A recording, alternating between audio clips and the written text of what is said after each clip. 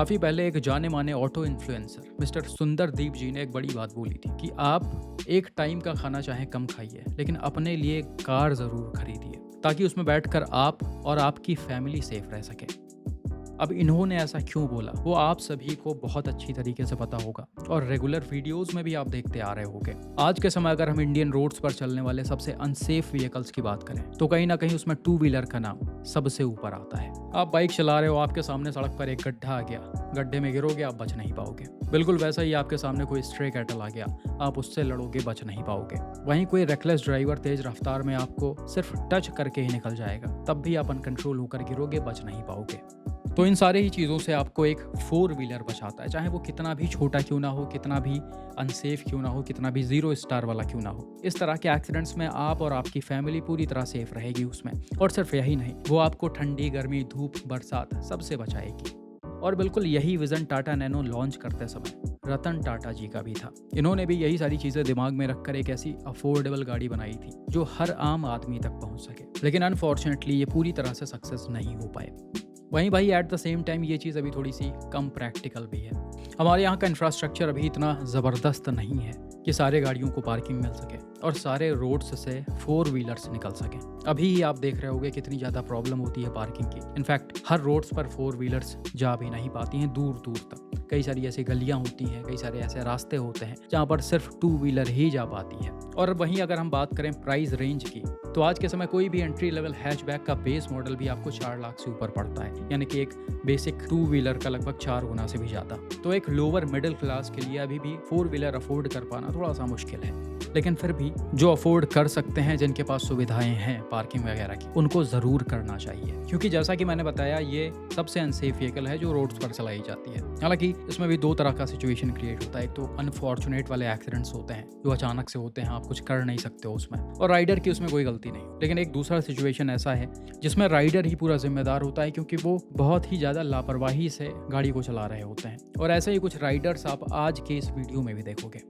ये अभी जो वीडियो आप देख रहे हो वो उत्तर प्रदेश से मिस्टर यूवी ने शेयर किया था। ये बाराबंकी बहराइच 2 लेन वाला हाईवे है, अनडिवाइडेड, और इस पर सामने की तरफ आप देख सकते हो सीडी डीलक्स से एक भाई काफ़ी ज़्यादा खतरनाक तरीके से जा रहे हैं। मतलब इनके बाइक की स्पीड तो ज़्यादा ही है, लेकिन साथ ही साथ ये काफ़ी ज़्यादा रेकलेस एक्ट भी कर रहे हैं, अपने बाइक को पूरा सड़क पर ना चाहते हुए चलाना और गाड़ियों के एकदम पास से निकलना, जिससे आप देख सकते हो कितना खतरनाक सिचुएशन भी क्रिएट हुआ है। कई बार ये गाड़ियों से लड़ने से बचे हैं। इन गाड़ियों में से किसी ने भी अगर इनको हिट किया होता तो शायद ये बच ना पाते, लेकिन ये थोड़ा सा मज़े लेने के चक्कर में ये सब कर रहे हैं। मुझे लगता है कि इन्होंने पीछे बाइकर को देखा होगा, इनका कैमरा देखा होगा, तो ऐसे ही थोड़ा सा भौकाल मारने के चक्कर में, दिखावा करने के चक्कर में ये सब कर रहे हैं।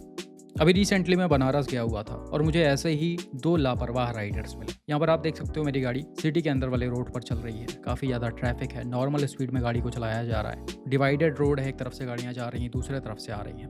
अब होता क्या है, थोड़ा सा आगे एक लिंक रोड से ये भाई साहब निकलते हैं स्कूटी से और एकदम से मेन रोड पर आ जाते हैं। इन्होंने एक बार भी राइट साइड नहीं देखा है। जब ये ऑलमोस्ट आधे रोड पर आ गए थे तब इनकी नज़र राइट में गई है और हड़बड़ा कर इन्होंने अपनी स्कूटी को रोका है।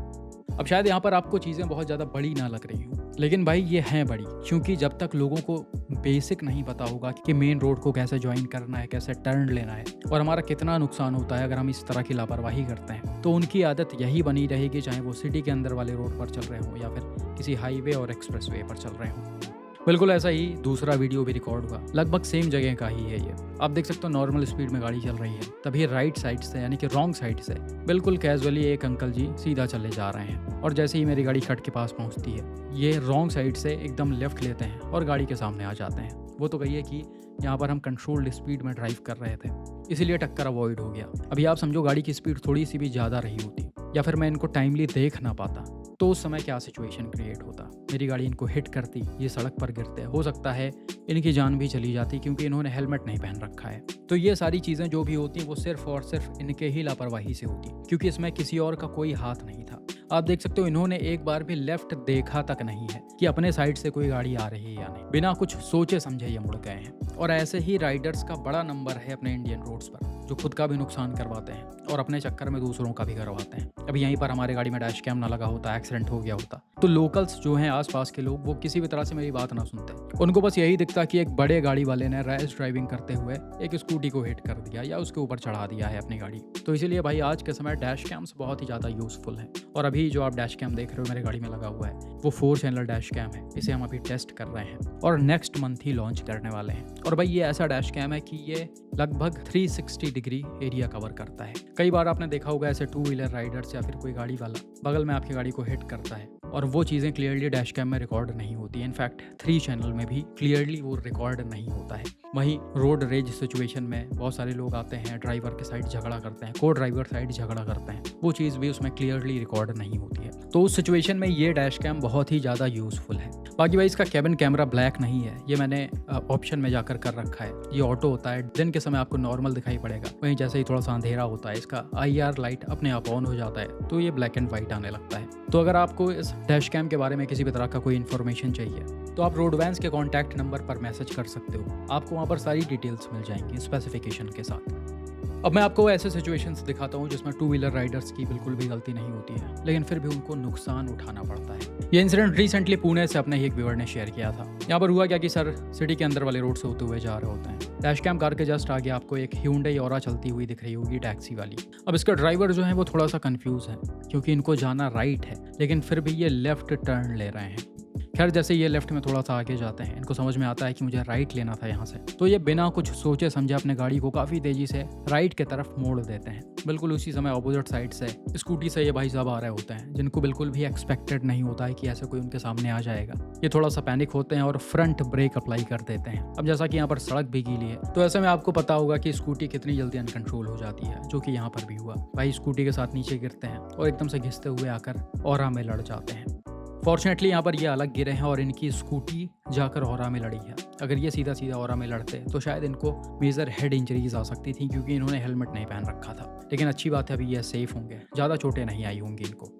तो आप देख सकते हो कि कैसे इन भाई साहब के लापरवाही की वजह से एक्सीडेंट हुआ है। इनको अगर राइट लेना था तो लेफ्ट वाले लेन में जाना ही नहीं चाहिए था, सीधा सीधा जाना चाहिए था। लेकिन खैर बाद में इनको चीज़ें समझ में आई, तो भी इनको वहाँ पर वेट करना चाहिए था, राइट साइड की चीज़ों को क्लियर करना चाहिए था। ऐसे अपनी प्राइवेट प्रॉपर्टी समझकर गाड़ी नहीं मोड़नी चाहिए थी।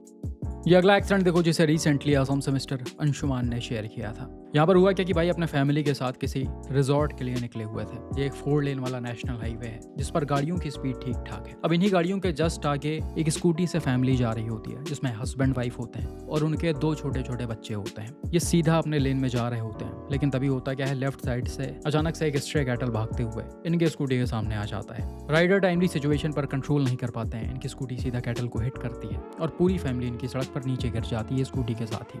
अब भाई यहाँ पर टक्कर थोड़ा सा ज़बरदस्त हुआ है, हालांकि ये दूर से रिकॉर्ड हुआ है इसलिए क्लियरली कुछ बोला नहीं जा सकता, लेकिन फिर भी जिस तरह से स्कूटी गिरी है नो डाउट टक्कर ज़बरदस्त हुआ है। और यहाँ पर आप देख सकते हो इनको चोट भी ठीक ठाक लग गई है। जिस तरह से राइडर चिल्ला रहे हैं और सड़क पर लेटे जा रहे हैं, एकदम से साफ साफ पता चल रहा है इनको इंजरीज आई हैं। वहीं इनके बच्चे के हाथ में भी चोट लग गई थी। वाइफ पूरी तरह से सेफ थी। हालांकि अच्छी बात यहाँ पर यह थी कि इनमें से 3 लोगों ने हेलमेट पहन रखा था। जो बच्ची गोद में है सिर्फ उसी ने हेलमेट नहीं लगाया था, बाकी तीनों ने हेलमेट पहन रखा था, जिस वजह से इनको बहुत ज़्यादा कोई मेजर इंजरीज नहीं आई।